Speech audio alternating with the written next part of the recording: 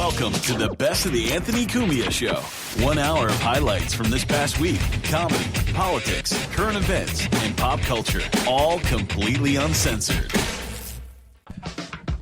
Here we are. Look at that, huh? Yeah. Hello. What's going on, man? How are you? So Very pumped to be on the show, man. Very good to have you here. Sorry it took so long. I was rambling incessantly about sex toys and the need for technology to catch up to the porn industry.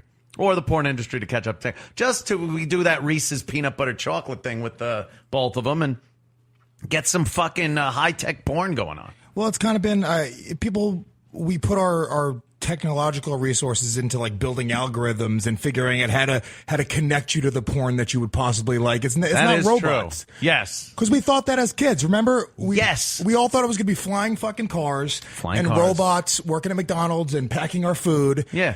And nothing went there. Nobody cared about flying cars. That wasn't a thing that got anybody going, but it was all about creating these algorithms and how you can advertise to people in a more efficient way. Right. So that's, I think, the next step for the porn industry is kind of bringing in these fucking Facebook nerds to build an algorithm to know before I even wake up what's going to get my dick hard in the morning. And it's just waiting for me. And it's waiting for you right there. You have a 3D printer in your house. It prints out what you dreamt the night before. You wake up, it's there. How fucking awesome would that be? It'd be amazing. We did get ripped off a bit with the future, I think. We got things we didn't think we'd have, which, phones and shit, every bit of information right at your fingertips. But we didn't think of that. We didn't think of this when we were growing up and thought the future would be flying cars and stuff. So they kind of made a left turn. And now we're here with the phone that we don't really talk to anyone in person anymore. We don't have any face-to-face meetings. We barely even talk on the phone anymore. It's all texts. So there's no real interaction. And now all I'm looking for is even more artificial interaction sexually. It really is a shame that we've gotten to this point. Well, what's funny, there's restaurants, I'm sure everywhere, but I know there are places in New York City that they'll give you like 5 or 10% off your bill just for putting your phone in a basket before you sit down, because they want to have that experience. Back in the day, you used to sit down at dinner and used to have a conversation, and that was that. Yes. And that's completely disappeared. Gone. Even the concept of a water cooler conversation is just completely out the window now. Everybody's on Facebook or Twitter or on their phones at all times. There's no more those moments. We're always in a water cooler conversation. The second you have free time, which would be that water cooler situation or your break or something like that, you're instantly on the phone. If you have to work and you can't be on your phone, then you're working. The second you have free time, why are you going to have a conversation with someone when you could be on your phone checking your various social interactions? But you bring up a good point. Dinner used to be face-to-face talking. You actually had a fucking conversation when you went to a restaurant with somebody. Then with the advent of smartphones, we started talking, but people got very offended by that. You remember people getting like, hey, no phone at the table. What are you, crazy? Yeah, my fucking chick every day. Yeah, still. Yeah, I mean, it's a genuine point of contention in my relationship that I wake up every day and my first instinct is to go grab my phone. Just grab the phone. And see how many likes I've gotten, how many retweets, whatever. It's like an obsession because it number one, it feeds the need to say, hey, I'm here. Everyone look at me. You know what I'm saying? And it also feeds the need to kind of make you feel great. Every time you get another like, it's like you come a little bit. That's, It's every time I get one like, dude, I'm like, oh, yes, fuck. Yeah. It's amazing, dude. It is an addiction to a point. It's almost like playing those games where you have to level up. And you just keep playing, so you keep leveling up. There's no real end game to it. That's kind of what it is with this. But in the entertainment field, obviously with stand-up and broadcasting, there is a purpose for it. You do need to communicate with the people that you want to watch what you're doing. as Well, a business angle. It's a different, we were talking about the UFC a little bit before I came on, but I watch what they do with their business model, and it's brilliant. I mean, they have end of the year bonuses that they give their fighters for percentage in growth in Twitter followers, most creative tweets. I had no idea. They have all these different categories because they understand we're at a time where you can reach out and touch your favorite celebrities, and they want their fighters to embrace that. The UFC, I believe, before anybody else, they were throwing the Twitter handles on the bottom of the screen. Right. Before NBC, Fox, then everybody kind of jumped on board, but they were really, really early in the game at integrating social media with their fighters and with their entertainers. They were doing that. Yeah, huge. To that extent. But that's also good for them because, they can kick anyone's ass that fucks with them. So, if you really want to bring social media on board when you're a celebrity of any sort, you have to put up with fucking assholes for the most part. Some people are better at dealing with it than others. How do you deal with the what do you call them? The haters. The haters? Because the hater's going to hate. I'd love to tell you that I hate that song, but it's fucking as phenomenal. Anybody would. Oh my but God, it sticks in your head, and God, that bitch. She's amazing. She's fucking phenomenal. Certainly is with her high-waisted pants. I don't know. I kind of embrace it. Whatever, dude. I do fucking 8 podcasts a week, basically. And, I mean, dude, people love to talk shit. Yes. So, I mean, what are you going to do? I mean, if somebody, I remember when my son was born, he just turned 2, but I posted a picture. I was so proud. I don't have a family. You heard my stand up before my dad was murdered when I was a kid. God. My mom's dead. That's all I have is this little boy.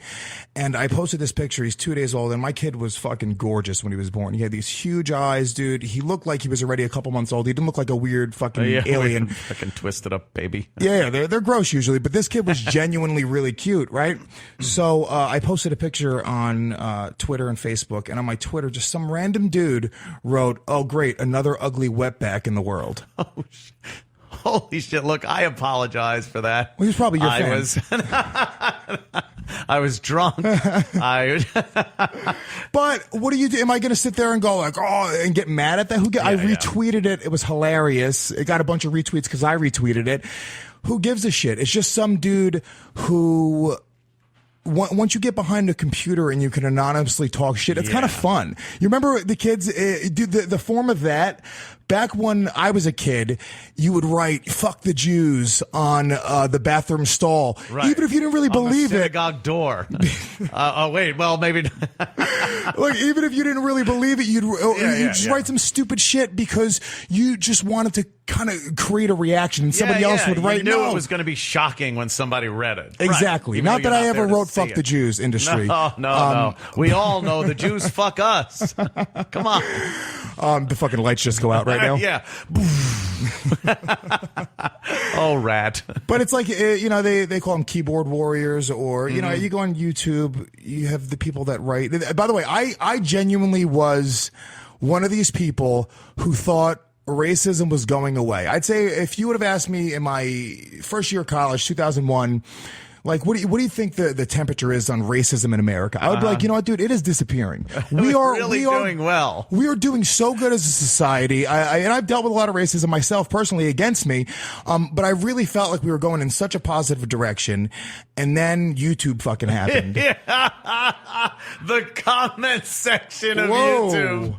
Okay, no, we are. Oh, shit. We're worse than we thought we were in the 50s. Yeah. It is, dude, when people don't have to have any accountability for their words, you will just get some viciousness out of them. Crazy. Yes, you're absolutely right. I'm not so sure, though, and this, of course, people are going to be, of course, Anthony says that. I'm not so sure it's genuine racism as it is, again, a way to shock, just angry, mean people. I don't think the same people typing that are the people keeping ethnic people of different ethnicities out of work, or No. I think they're just the same assholes that say shit about your baby or say shit about me or fucking, you know. They're 15-year-old kids. Yes. That's typically who that is.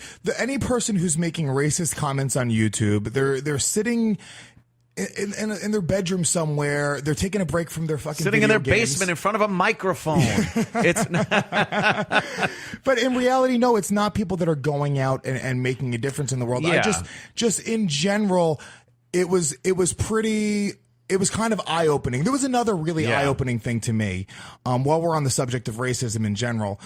Did you ever see that video? What's the show? It's called What Would You Do? Oh yeah, you know that show. Now with the bike in the park.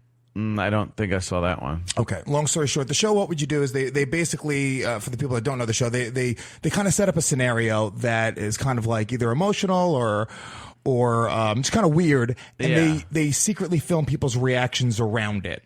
So in this particular one, that's a video right there. This particular video, they had two kids dressed exactly the same. One kid white, one kid black. They were both wearing backwards hats, and they both start working on this bike with like tools that's chained to a pole in Central Park. Yeah, we could see it. And right. Yeah, so here's what happens. This white kid does it for like a fucking hour, right? And like one or two people come over like, hey, what's going on? And he's like, yeah, dude, I'm stealing this bike. He actually says it. Oh, he says I'm stealing this bike. Yeah, and then people just bounce. They just dip. They don't give a shit. Dude, you got to fast forward to the black kid, because when you go to the black kid, within 18 seconds, dude. I mean, watch, dude. Look. Oh, no. Dude, if you just keep on fast forwarding through this, I mean, within a minute, there's a crowd surrounding this kid. Ah, shit. And you go like, this was a very eye-opening video to me, that it really shows that people kind of have, even if it's not conscious, this subconscious hidden racism in them. Because I don't believe that all these people stopping were racist. They had black people stopping. They interviewed black people that stopped as well, right? That were calling the cops, and they said, "Well, is it weird to you?" And they were like, we never even looked at it that way. But it's a very real thing. This was probably the most eye-opening video that I've ever watched on the subject of racism. That made me say, "That's it is real. It's a real thing, and it's really there." Excuse me, sir. Okay, I'll just take your tools away then. I'll just take your tools away. Please, sir, don't touch my stuff, sir. Please, sir, do not touch my stuff. Please. They need to get a more intimidating black kid. Yeah. Please, sir, don't touch my stuff. Hey, unhand those tools. It does. You charlatan. Look at this angry guy.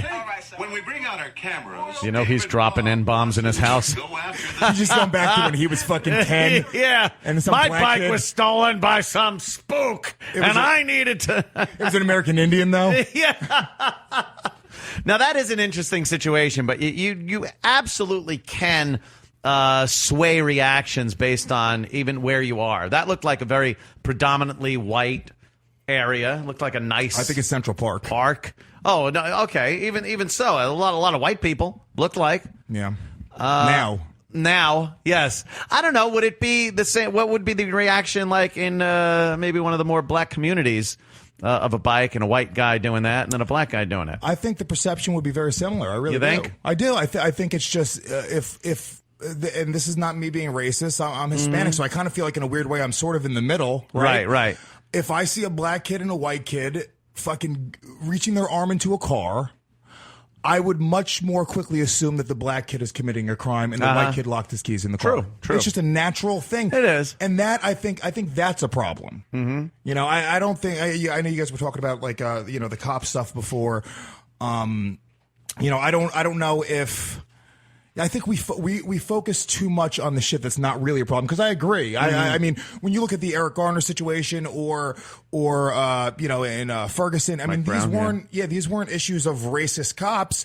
These were scenarios where guys were resisting arrest and one thing led to another, and unfortunately somebody died. It wasn't somebody saying, hey dude, I'm trying to kill a black person. Right. Yeah. And then it tries to get interpreted into that by people that just kind of want to create problems. Well, I think it's another fucking, it's ratings. Another cause, another. Yeah. For the news, obviously. The news has to compete with perpetuating that shit. Fucking all these other shows. There's Sons of Anarchy versus the news. I'm not watching the news unless there's a black kid being shot. Are you kidding me? That really is a good point. They have to compete with entertainment shows.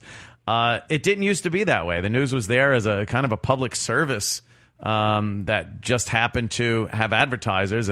They got a little carried away and realized they could make money off of the news through their advertisers, and then they had to get viewers. And in order to do that, they had to start creating or bending the stories a little more.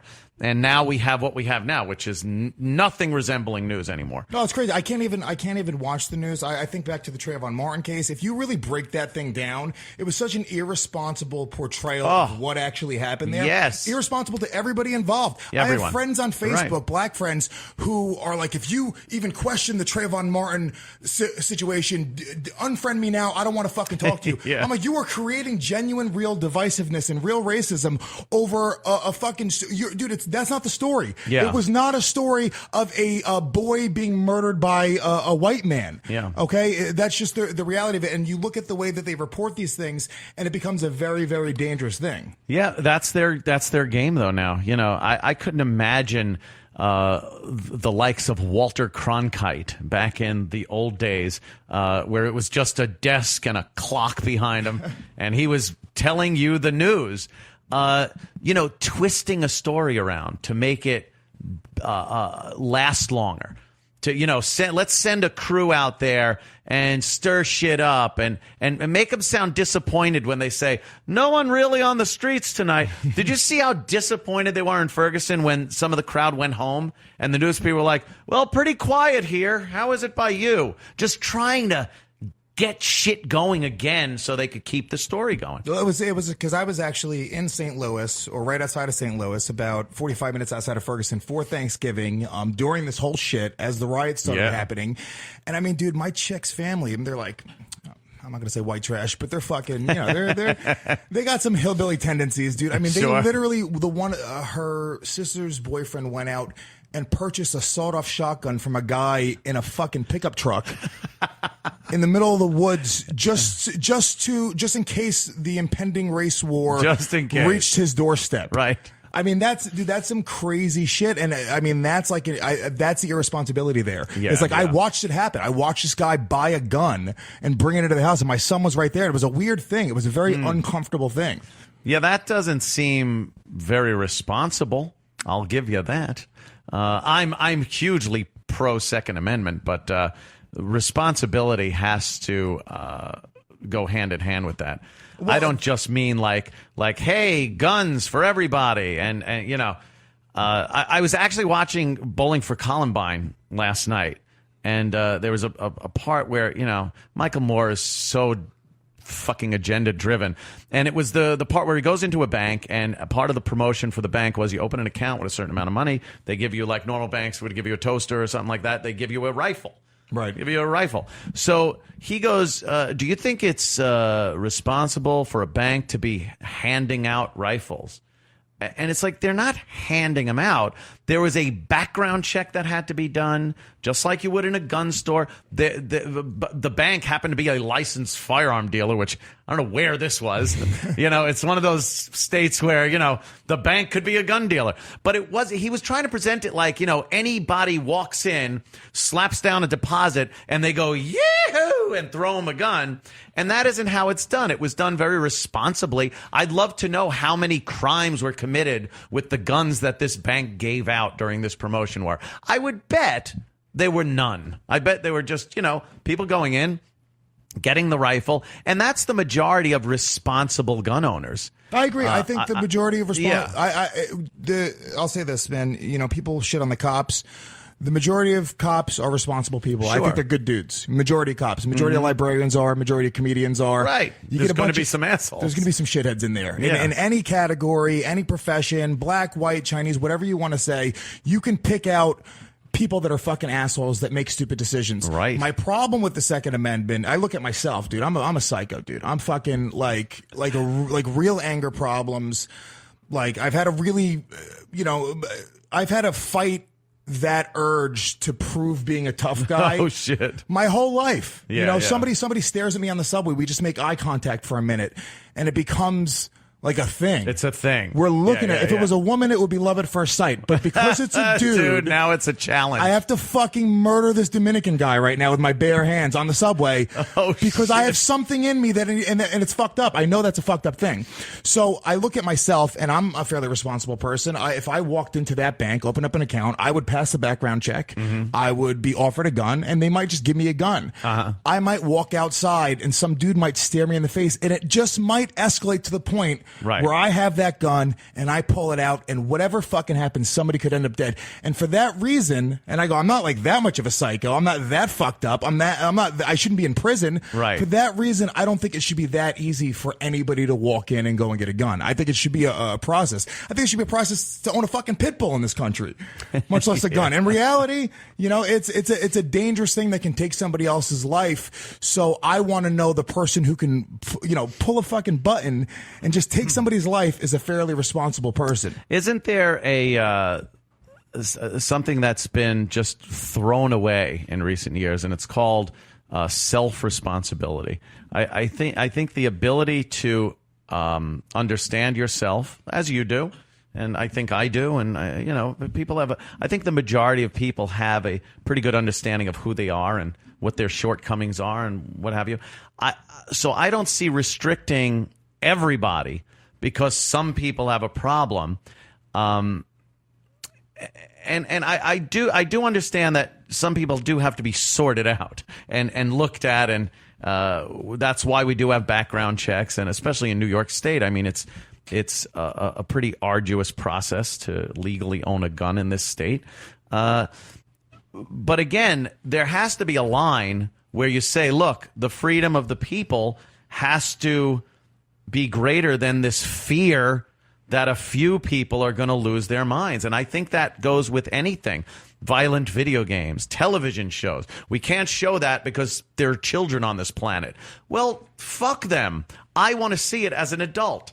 So do some parenting. Don't let your kids watch this or something. And then a few kids are going to slip through the cracks and watch that awful show, and God knows what'll happen. But it's the same thing with guns. You can't restrict everybody based on the fact that somebody might do something. Yeah, I mean, I agree with you. And in all honesty, I wouldn't even really have a problem. I don't truly even have a problem with gun people. I would never own a gun because I know myself. Right. It's just that's not going to happen. That's what Jimmy Norton says, the same thing. He would probably shoot himself. But in reality, I wouldn't even have a problem with gun people if gun people would just go, hey, dude, I really like to fucking shoot shit. It's awesome.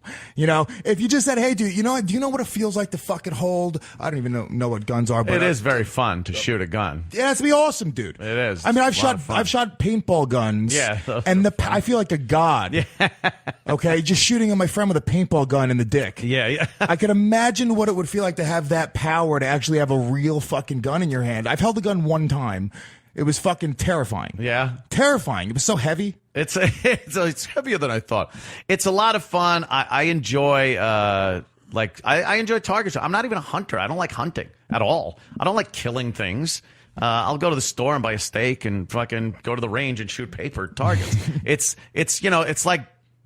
like darts with M80s. Yeah. It's like, I got to see how good my aim is, and things are exploding, and it sounds, it's fucking nice. It's fun. Have you ever killed anything? But there is. When I was a kid, I hunted just like rabbits, small game and shit like that. Just felt out bad. in California. Yeah, and then you get that like, hey, I did it. And then it's like, oh, I feel bad. You get that gloomy death feeling, like, oh, I killed it. You're like, I'm not going to eat this rabbit at all. This is just going to go in a hole somewhere. Fuck. No, we did eat the goddamn thing. It was out in California. It was my youth. Crazy. But just because I don't like hunting doesn't mean I don't like the ability to go out shooting. And there is that part that it is a right, and I enjoy being able to know that I can protect my home and my loved ones, and at least put me on equal footing with whoever wants to do me harm. That to me is very important. So it's not just the fact that it's cool. There is an element of protection there. I don't like feeling helpless. And when you read stories like that guy up in Connecticut and his family, the doctor and his family just gets fucking murdered, and his daughters are burnt alive, and they're there. Fucking damn well there was a point when all that was happening, and he said, God, do I wish I had a fucking gun right now. Right. I mean, it's, you're never going to think that unless you're in that situation if you are an anti-gun person. But horrible things do happen to very nice people. And the ability to defend yourself and your loved ones against that is a basic human right, I think. Yeah, dude, I agree. I mean, I've never really felt threatened that way. I mean, good thing, yeah. When I walk down the street in New York City, I don't feel very threatened. I think people are more intimidated by me than I am of them. So I think typically people don't fuck with me. And I've said this to a few friends before, and then I have my buddy Dave, super libertarian. I do a podcast with him, but he's like crazy libertarian, like obsessed. And then he gets into, on the other side of it, he's like, well, what happens when, this country becomes a police state and the police take over and, you're going to need to have your guns to protect you and your family. I'm like, dude, if the police want to fucking take over, they're going to get a tank and they're going to drive it into your front door and they're going to put it up to your head and that's that, The argument I always have toward the government or the police taking over and our Second Amendment rights protecting us from the government, because the argument there is always, well, they have cruise missiles and atomic weapons, and we have rifles. You couldn't win against the government. That's true, but I don't think it has to get to that.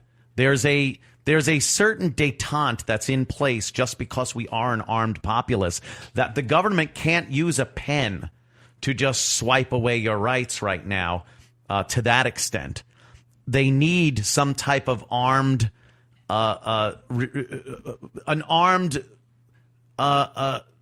aggression against the population, which, once that happens, destroys the country. There's no more United States of America if the government is dropping bombs on the population. Right.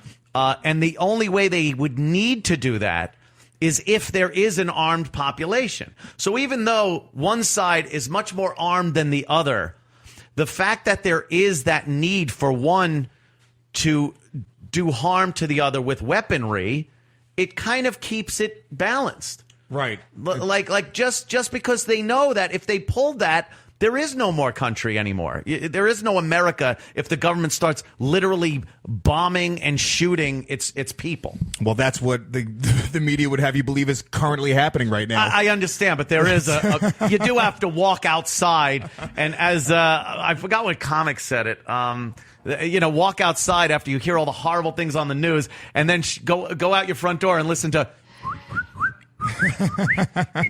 and you're just looking down the street going, where's all the bullshit? Yeah. Where's all this happening? This is kind of nice. Well, that's if we didn't have our fucking cell phones at our hip at all times. Because in reality, we were all alive during the LA riots and the Rodney King thing. And what you just turned off your TV and you walked outside and the birds were chirping. Yes. And you went and you bowled or you played baseball. You did whatever you did.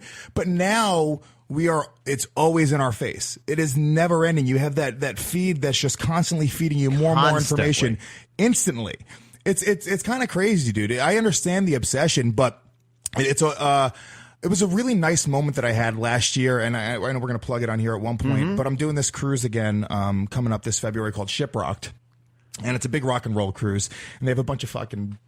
They're great bands. They're a bunch of metal bands. Oh, this sounds fucking great. No, I would love something like this. Oh, no, you love it. I just think it would be fun as fuck. It's a blast. Okay, you're in the middle of an ocean. It's basically 30. It's like a music festival at sea. Like 30 bands. Limp Bizkit is headlining this year. Oh shit! Which is just hilarious. Yeah, I've been called the Fred Durst of comedy before. The Fred. It was not a compliment. Oh shit! Look at this. So I mean, dude, Chevel, Black Label Society. I mean, really, really cool bands. A lot of fun. Basically, you're just getting hammered at sea for the whole time, and there's a comedy stage as well. So we're doing comedy on the cruise. Myself and Big J Okerson, Legion of Skanks Live, and so we did this last year. This is actually the third year that we're doing it. We did it last year. And it was actually a really cool thing. They gave away free Facebook on the boat. That was basically it. You have to pay for the internet. It's really expensive. Yeah. But because they wanted to do this social media thing, they gave you Facebook for free. So you could post pictures. You could talk about it the whole time. That was that. It was a bad idea because they didn't realize that everybody was going to use it at the exact same time. It crashed the internet on the boat completely. So there was zero internet on the boat. you couldn't even pay for the internet on your phone. So basically, everyone left their phones in their rooms. Computers were away. You couldn't even go to the computer center. It took an hour to just look at one email. It was You crazy. think if you snatched someone up from the icy Atlantic, from the Titanic, and put him on that boat, he'd be upset that he didn't have internet? Could you imagine that? Somebody's like, what? No internet. They jump back in. What's the internet, by the way? So it ended up, I mean, there was a moment where I lost Big J for a whole day. And it was kind What of. side was the boat listing on?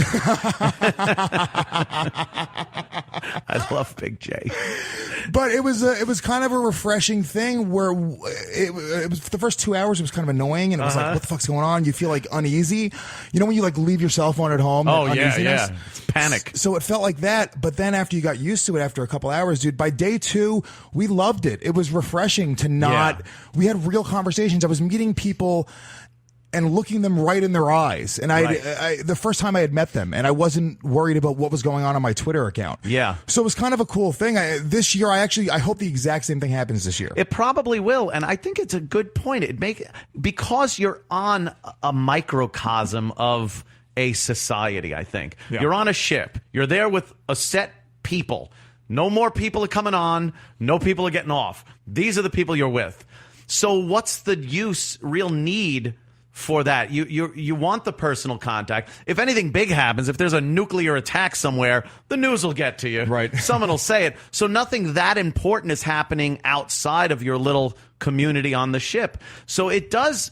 I think that's interesting how we almost want to get back to that in a way, so that if you are in this small group of people, you will have more personal contact. I think we, as human beings, want that one-on-one kind of, or a little group of people contact more than we want this, but this is what it's become.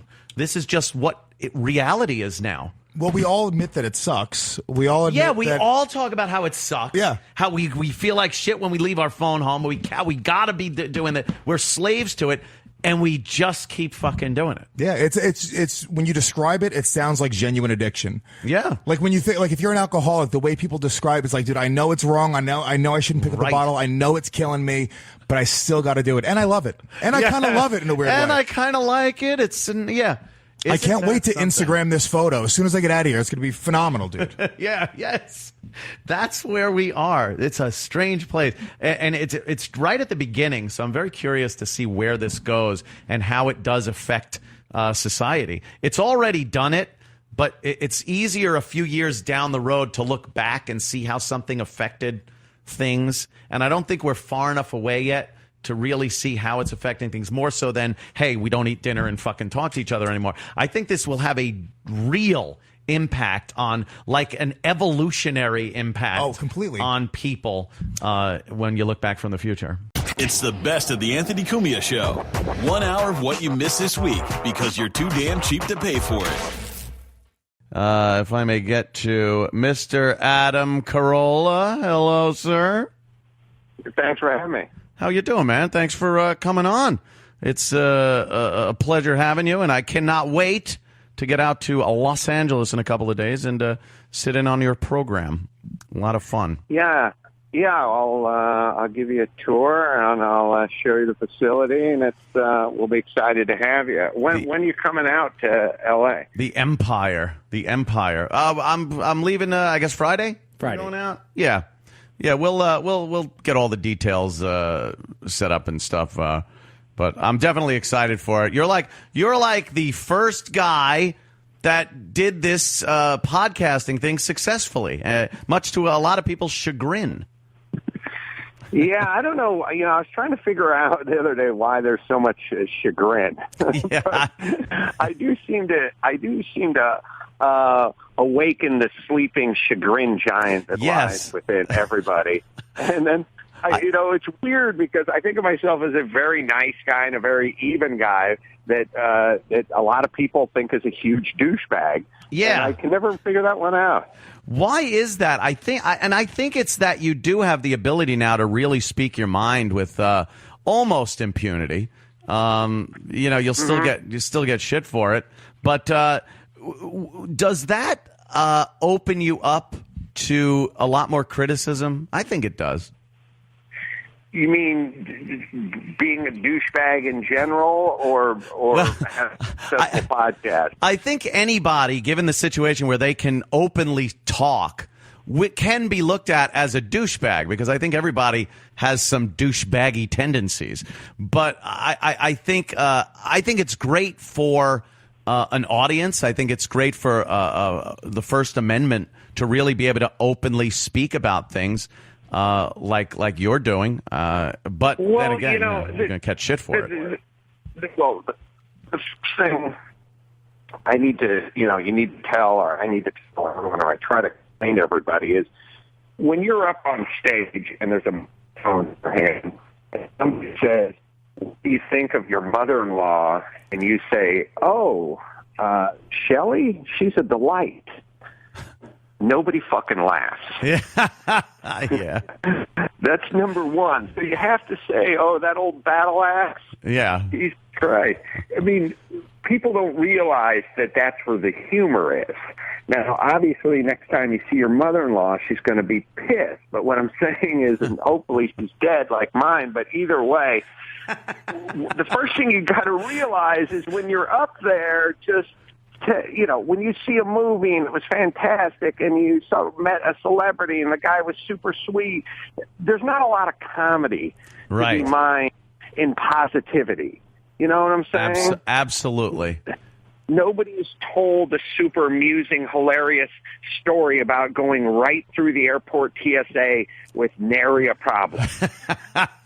Never a chuckle from the nary a problem experience at the airport. No. Right. I think it's number one. Like sorry to cut you off. That's but what all I'm right. saying, like, inherently, you're already up against it because you're going to talk shit in order to try to get laughs. Right. Number one, and then it goes down from there. And it goes down, yes, down from there.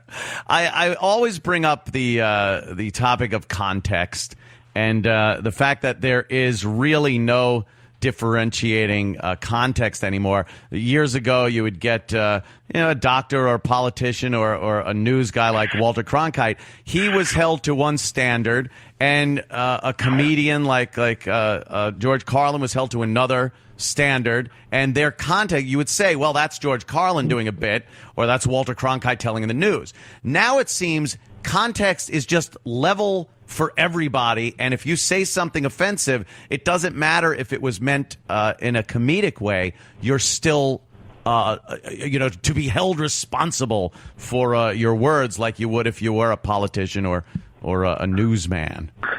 Well, I'll take it a step further.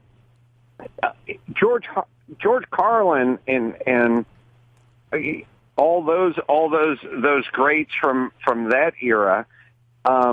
They were held to no standard because they were comedians. Who cared? Right. They were basically the same standard you hold a homeless guy who's talking to himself on the corner to. Who the fuck cares? This guy's he's not setting any policy. He's not delivering the news. He's not in charge of a city or a state. Who cares what he's saying? He's up on stage telling jokes, probably beaked out of his mind on cocaine at the time, or half in the bag after drinking Cutty Shark. Like, who the fuck cares? He has no standard. No standard. Yeah. Well, no one ever said, "Hey, did you hear what Richard Pryor said about white people?" Yes. Now, what the hell changed and made it that now everybody is held to this standard that dare you say that the F word, the N word, the R word, the fucking, it's gotten ridiculous, like we're children. We have 2 F words now. Yes. White children are going to grow up in a world where there's like 8 F words. And no one's going to know what. There's going to be a baker's dozen of F words, and no one's going to know which one they were talking about.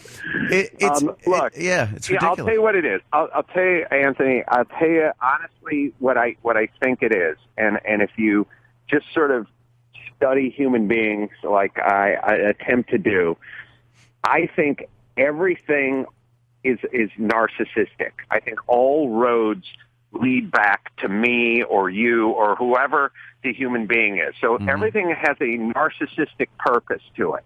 So you think to yourself, now it used to be that if you wanted to get some acclaim, you would go out and achieve something. Right. You would invent something. You would create something. You would dive on a grenade during World War II in a foxhole. You would have to go out and do something.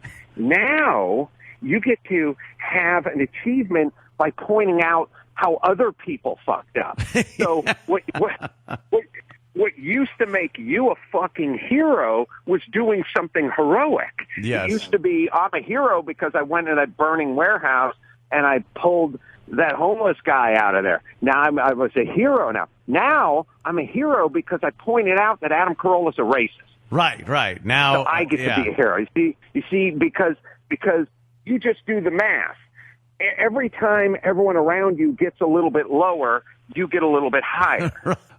What do you think about what happened over there in Paris? I mean, again, you just see this Islamic terrorism, and the first thing a lot of these liberals do when they come out of the gate is defend Islam, and they got to go before even condemning anything. They got to go, hey, everybody, make sure you don't put everybody into one category. And what do you think? Right.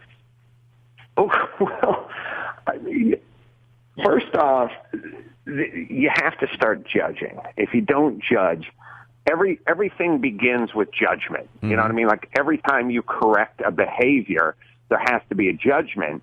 And if the left is unable or unwilling to judge, then nothing's ever going to get corrected. The first thing you have to do is judge. Right. You have to go, we have a problem here. Mm-hmm. That's the problem. I mean, it's so funny.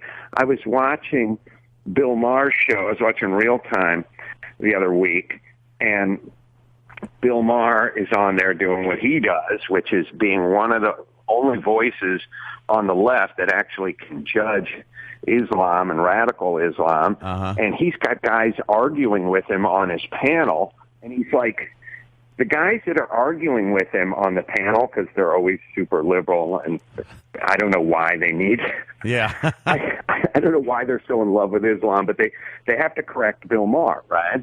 And they're like, don't tell me they're not voices against standing up against Islam. There was this one girl, she stood up against Islam. She was shot in the face. Then I have a reporter friend. He stood up. He was executed. Yeah. And I'm like, you're making his point, Yes. you retard. Yeah. Everybody they listed off who courageously stood up against radical Islam was beheaded. Right, Thank you.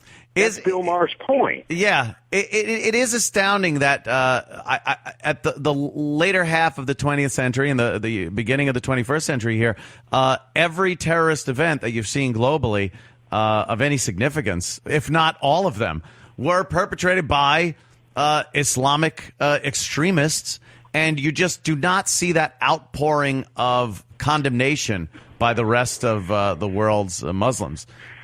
Which in my mind is because it's in the Quran to do these things, and that's what they adhere to, whether they're out there legitimately killing people or just kind of apathetic to it. It's contributing.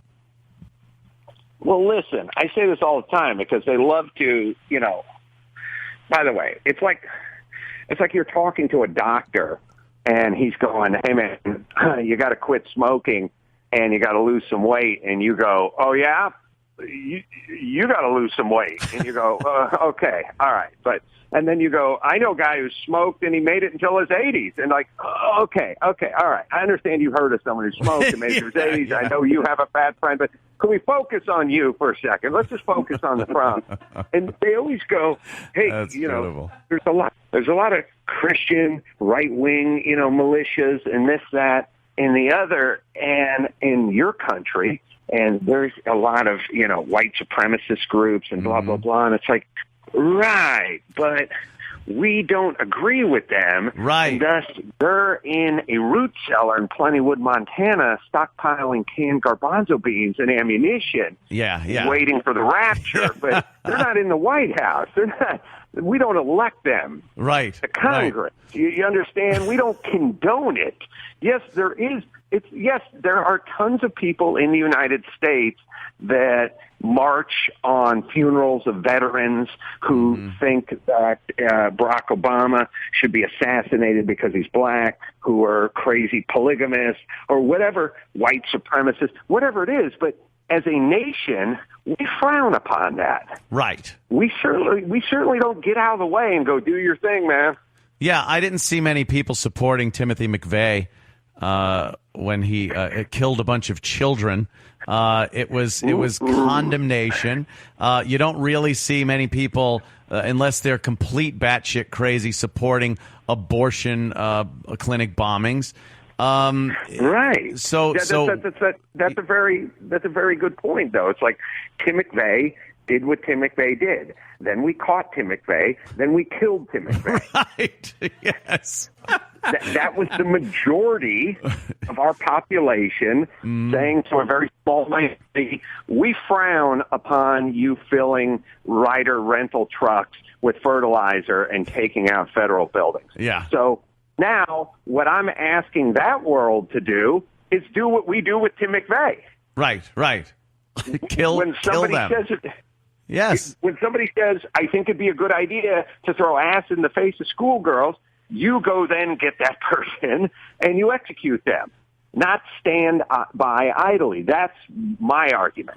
You're listening to the best of the Anthony Cumia Show. Follow the show on Twitter at The Cumia Show or like us on Facebook at facebook.com/Anthony Cumia Show. Now we're talking uncensored. Kevin Pollak, you're on live with us here in New York. How are you, sir? I'm quite well. Happy Jew Year to you, Sir Anthony. And a very happy Jew Year to you, Mr. Pollak. I am so excited to get out to California and hang out with you and do your show, your chat show. We're doing that Sunday. I know I should be. And where do you do this, your chat show, Kevin? We go live. We stream live on the YouTube from the West Side Comedy Theater in your Santa Monica. Oh, it's in Santa Monica. Sure, you'll be steps from the beach while we speak. You know, I've never been to Santa Monica with all my trips to California. Never been there. Well, then I'm just going to say you're welcome again. Yeah, I hear it's very nice. And, how much more can I do for you? I've offered you a place to stay, which apparently they know about on Twitter. I know. How that got tweeted at me. Well, I was when you offered us a place to stay in your own home, I just was commenting how gracious that was and how I've never ever accepted the invitation of many generous people to stay at their home, because I am a hotel guy, because I love I am not the type of guy that can clean up after myself very well when I'm a guest. I don't want to have to show that I have any social skills. I just like, that washcloth after I'm done with the undercarriage, it gets thwacked against the shower wall. Every towel gets used and thrown on the floor, and I walk out of the room. That's how I roll. So I appreciate the offer, but I wouldn't impose on you like that ever. This is yet another thing you and I have in common. I don't stay at people's houses either, but I wanted to make sure, in case you were not like me, that you had a place to stay. That's cool. We were talking about how Opie does that. Like, Opie would go out to California and someone would go, hey, you could stay at my place. And he goes, okay, and stays. Right. And I can't imagine that. And he stays at bed and breakfasts. Have you ever stayed at one of those? Years ago, yes, my ex-wife and I stayed in one in Connecticut. Oh, boy. To see the fucking leaves change. Oh, my God, no. Oh, yeah, absolutely. That is awful. Yeah, she being from the East, it was explained to me, born and raised in California, that it's actually a sight to behold. Yeah. And I was just gullible enough to go, okay, honey, and off we went. Was this early in the relationship? Oh, quite. Yeah, that'll do it. Oh. Yeah, very early in a 20-year relationship, by the way. Wow. This was no fly-by-night. No, apparently not. So this is full-blown alimony. You go up there, and now you got to be with other people that you don't know from a hole in the wall, right? Isn't that terrible? Oh, it's horrendous. Yeah, no, I would say it's tantamount to going on a cruise ship. I mean, just kill yourself. See, the only way I'll go on a cruise ship these days is, the big private cabin with the private balcony, the private jacuzzi, private pool, things like that on some of these nice cruise ships, because I don't like being with what I call the general population. Not a big fan to cohabitate with the general population, but I will say this, slightly less enjoyable if you get this. Hey, Weinberg, I can't believe you're on the boat, and then I'm in prison with this guy. Uh-huh. Yeah. Yeah, if you're a little more recognizable in the face than as a character actor, I'm completely fucked, because everyone thinks they know me. And absolutely. That's great news for my business manager, but holy shit, is it tough to share a ship. Yeah, I think I've asked you this before. You are a very recognizable guy, and I mean, for better or worse. For better or worse, very recognizable. But it would seem like you were being a little, like you had if you went into a disguise, if you put on a disguise, let's say, wouldn't that seem like, oh, look, that's a bit much? Oh, completely. No, you'd be an asshole. What do you mean? Yeah, so you have to go out with your face and be you. Yeah, that's exactly right. Yeah, but the problem also as a character actor, sometimes people can't pinpoint how and why they know you. So I get people snapping their fingers in my face. And Jamie, who you may recall, your pop culture soulmate, my better half, who you'll see, she's on the chat show as well. Yeah, she's great. She got yelled at once. We were at the airport. And I ducked into the restroom, and some guy came up to her and said, "Hey, what's that movie I saw your boyfriend or whatever the fuck he said? He probably said dad. Yeah. What's that movie I saw your dad in?"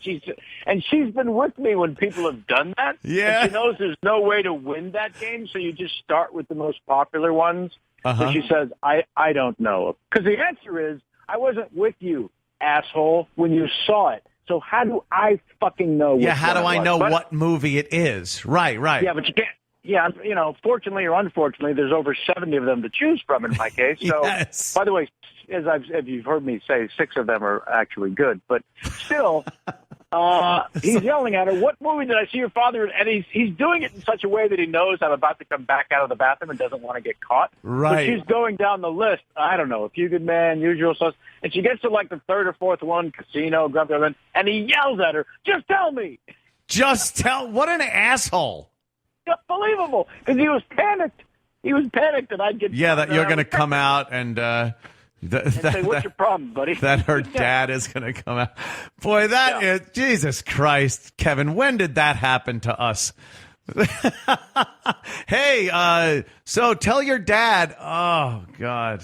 Oh. When did that happen to us? When we got into. I think that math is fairly obvious. So, I know. It's just, God damn. I had the stupid pizza guy came by the other day to deliver a pizza, and he's like, he goes, "Yeah, how you doing? I haven't seen you in a while. Your daughter answered the door the other day."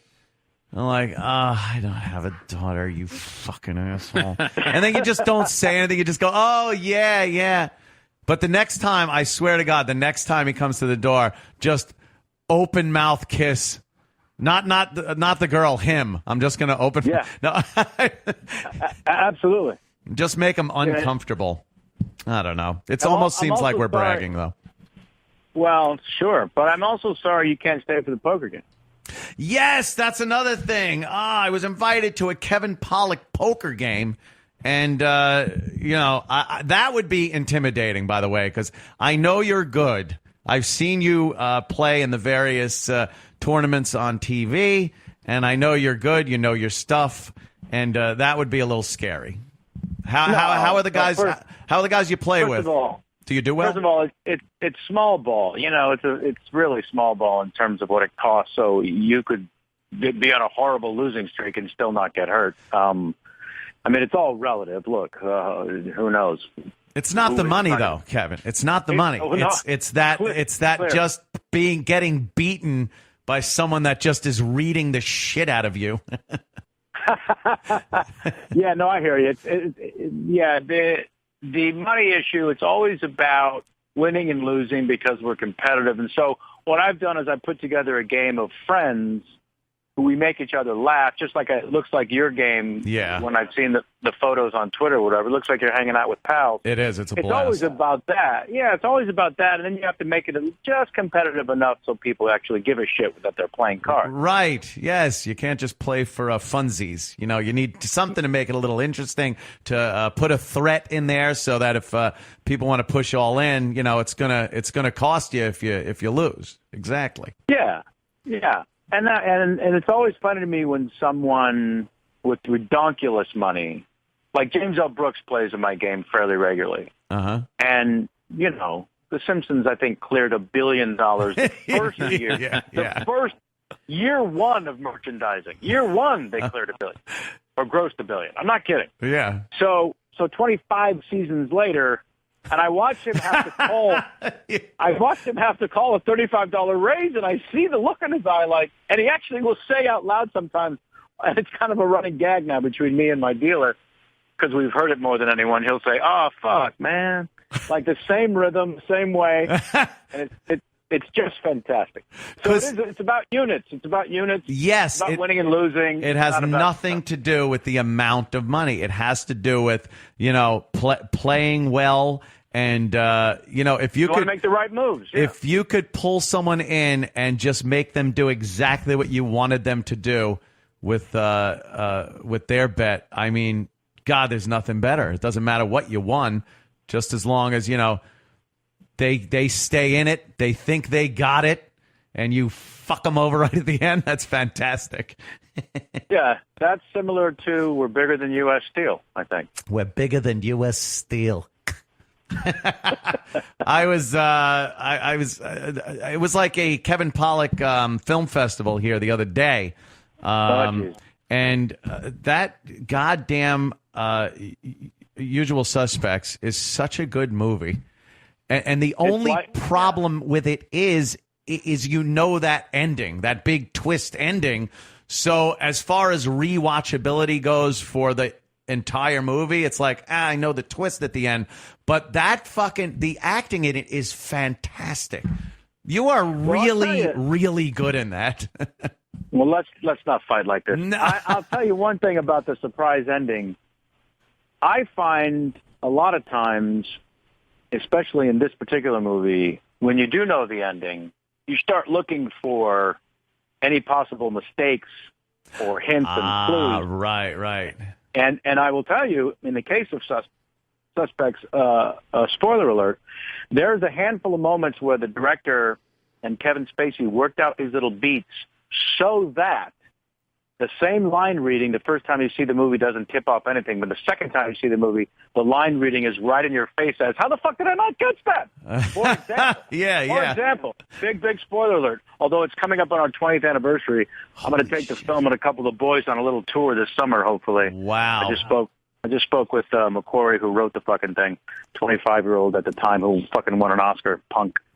Son of a bitch. It really is amazing when you watch that, and you bring up a great point, because I knew the ending. I was able to watch Kevin Spacey doing what he does in that, and right when you think you might have been able to catch on to what's happening, they make him so fucking vulnerable that you just go, no. You don't even consider it. Yeah, here's another one for you. Here's a little spoiler alert, but since most people have seen it a few times by now, I'm just giving them a chance to look at the dog or cat for a second.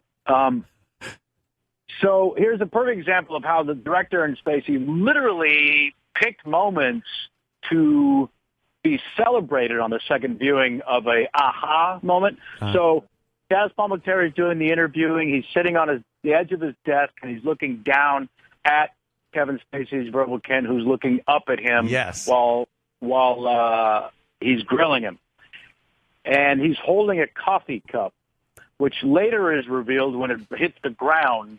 The name Kobayashi is on the bottom of it. Yeah. Well, in that scene, when Chaz Palminteri is sitting on the edge of his desk looking down at Kevin, and Kevin is looking up at him, There's a moment where you'll see Kevin's eyes drift and read the bottom of the cup. Oh, shit. Really?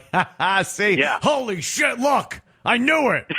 Wow. Exactly. I know the exact shot you're talking about because, again, it made Kevin Spacey just look vulnerable because he's in the lower. You're looking down on him. You're looking up at Palminteri. Yeah, fucking fantastic. Oh, I'm gonna have to now. I gotta watch it again. See what you did to me. Well, listen. Speaking of film festivals, your mug is about to have its world premiere at the Sundance Film Festival. I am very excited about this. Kevin's movie coming out, and it's about being funny, comedy, funny people. Well, yeah, it features almost 60 annoyingly funny famous fuckers, and the thesis is you have to be miserable to be funny. It's called Misery Loves Comedy. Yeah. And there's individual stuff with just you, just Jimmy, just Opie, and then there's stuff with the three of you together. All made it to the final cut. Oh, that's fantastic. Wow. Very cool, man. At Sundance, I did you a little more solid than Chris fucking Rock, all right? Yeah. The Anthony Cumia Show. Now we're talking uncensored. If you like what you hear, visit AnthonyCumia.com for subscription information and show details. And never miss a minute of fully archived shows available at any time in streaming HD video or audio download. Go download. Go download. Go download. Go download. Go download. Go download. Go download. Go download. Go download. Go download. Go download. Go download.